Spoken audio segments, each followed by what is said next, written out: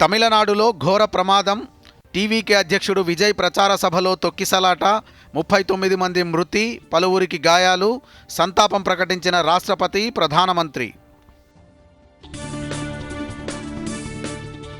నేడు ప్రధాని మన్ కీ బాత్ కార్యక్రమం ఉదయం 11 గంటలకు ఆకాశవాణి, దూరదర్శన్లలో ప్రసారం.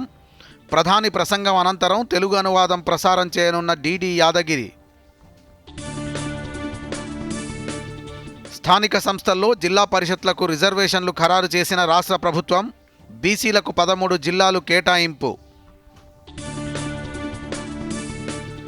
గ్రూప్ 1 విజేతలకు నియామక పత్రాలు అందజేసిన సీఎం రేవంత్ రెడ్డి. తెలంగాణ పునర్నిర్మాణంలో భాగస్వాములు కావాలని పిలుపు.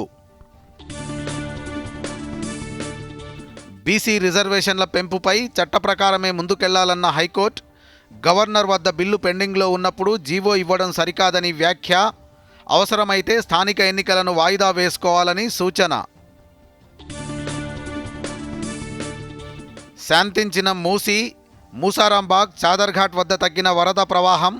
సొంతిళ్లకు చేరుతున్న ముంపు బాధితులు. నేడు దుబాయ్ వేదికగా Asia cup T20 tourney final. దాయాది పాకిస్తాన్తో తలపడనున్న టీమిండియా.